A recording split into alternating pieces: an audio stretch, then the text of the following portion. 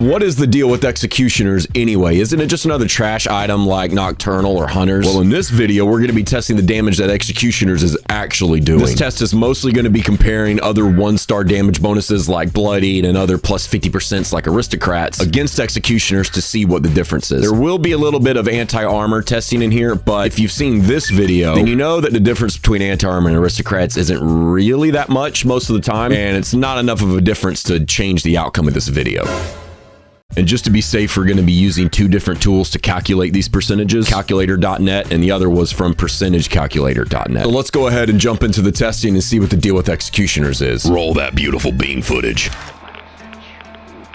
Here's going to be our testing guidelines for comparing aristocrats to executioners. Trying to follow these guidelines to minimize the number of things that will cause the damage to fluctuate. That way we can have consistent testing numbers across the board and make everything a little bit easier to understand. We're going to be full health, solo, not on a team. We'll be in a custom world just for unlimited crafting and high carry weight. Everything else is untouched. We're not using bullet shield, tenderizer, adrenaline, nerd rage, ricochet, taking one for the team, or adrenal reaction. We're not using any chems, and we're going to be in Vulcan power armor with full rangers on all pieces. This is going to be our testing build. Got all heavy gunner perks here. No strange in numbers because we're not on a team. We are using stabilized, but also just gunsmith, batteries included, first aid. We are going to use bloody mess because that's just great damage across the board. Doesn't depend on a condition. These are the legendary perk cards, so these are just kind of whatever. The weapons that we're going to be testing are going to be an auto axe, a cryolator, a Gatling plasma, a Gauss minigun, and a holy fire. And the reason for this is each of these are going to have different types of damage that they do. So we're going to get a pretty good spread of different types of weapon damage versus different types of enemies. So each set of the two weapons is going to have the same exact mods on them. The only thing that's going to be different is going to be the first star. This is the setup for the auto axe thing, but executioner for the cryolator, and then same thing but executioners. This is going to be the Gatling plasma, same thing but executioners. This is going to be the Gauss minigun, and again same thing with executioners, and then holy fire, and then again same thing with executioners.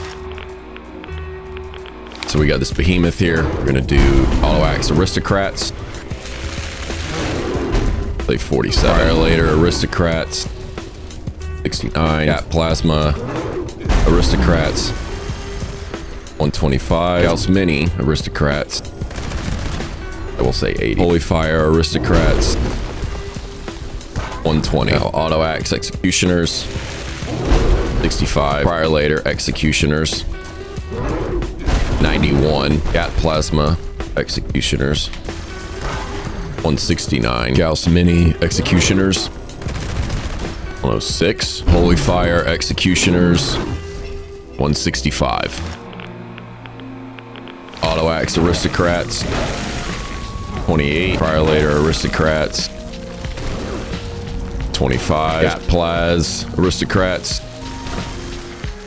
42 Gauss mini aristocrats, 26 holy fire aristocrats, 44 56 seems to be the consistent one, auto axe executioners, 38 cryolator executioners, 32 Gat plas executioners, 56 Gauss mini executioners, 34 and then holy fire executioners, 77 77 auto axe aristocrats, that's 72 cryolator aristocrats, 95 Gat plas aristocrats, 172 Gauss mini aristocrats, 120 holy fire aristocrats, 168 auto axe executioners, 100 cryolator executioners, 125 Gat plas executioners, 231 Gauss mini executioners, 159 holy fire executioners, 208 aristocrats, doing 104 Gat plas executioners is doing less, 81. Okay, so executioners is doing less damage, below 40% against his shield system than aristocrats for some reason. Let's try the Gauss minigun aristocrats, doing 63. We'll try the Gauss minigun executioners. and that's doing 49. Why is that less? That's really weird. Gat Plaz Aristocrats doing 463. Plaz Executioners 625.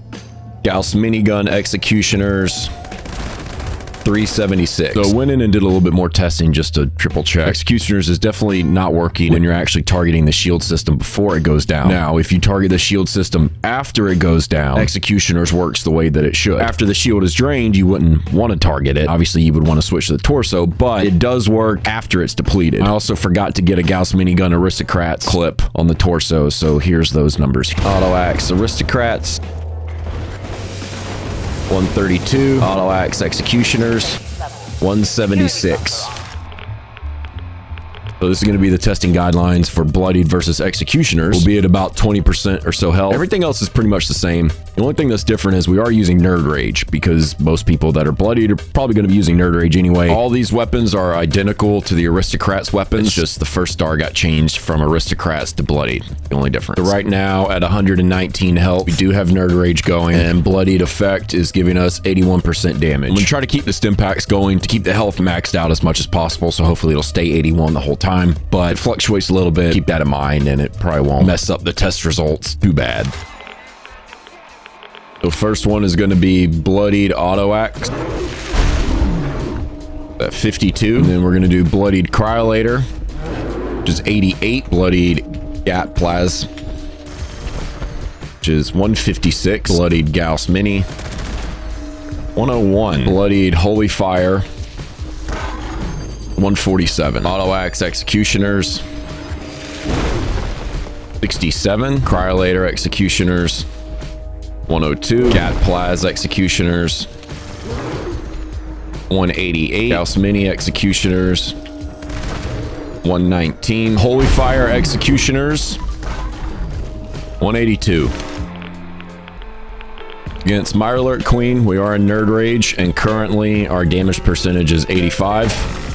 20. Bloodied Cryolator 32. Bloodied Gatling Plasma 53. Bloodied Gauss Mini 33. Bloodied Holy Fire 69. Executioners Auto Axe, what's that, 43. Executioners Cryolator 36. Executioners Gatling Plasma 62. Executioners Gauss Mini 38. Holy Fire Executioners. We do have Nerd Rage going. Percentage damage on Bloodied is 85 currently, so we'll start with Auto Axe 93. Cryolator Bloodied 123. Gatling Plasma Bloodied 217. Gauss Minigun Bloodied 152. Holy Fire Bloodied 208. Auto Axe Executioners now. What, 115? Cryolator Executioners 141. Gat Plaz Executioners 257. Gauss Minigun Executioners 178. Holy Fire Executioners 242. You are Nerd Rage. So Bloodied Gatling Plasma doing 134. Executioners Gatling Plasma doing 90, so less again. Gauss Mini Bloodied doing 81. Gauss Mini Executioners doing 54. Gauss Minigun Bloodied 584. Gauss Mini Bloodied 360. Gat Plaz Executioners 696. Gauss Mini Executioners 421.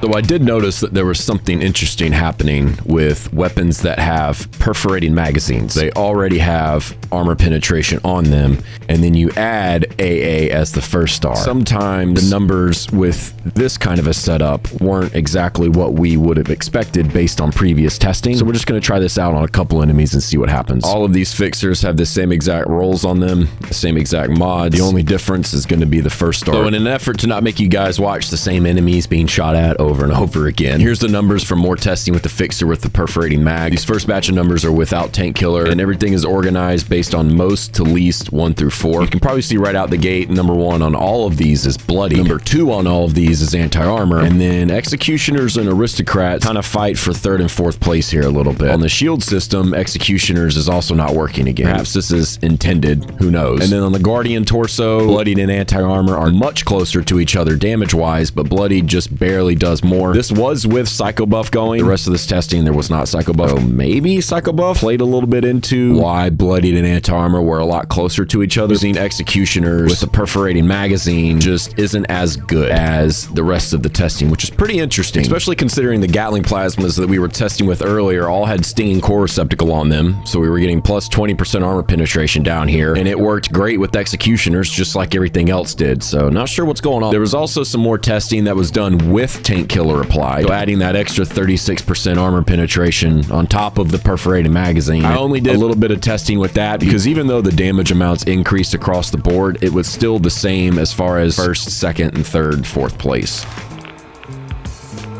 So now we're doing 542 with aristocrats for the torso, and then we'll switch to executioners on his torso. 760 something, 750 to 760. All right, so here against Lynx, we're doing what? 3357 to the torso. We'll switch to executioners. Now we're doing 45 and 70, 107, 58, 73.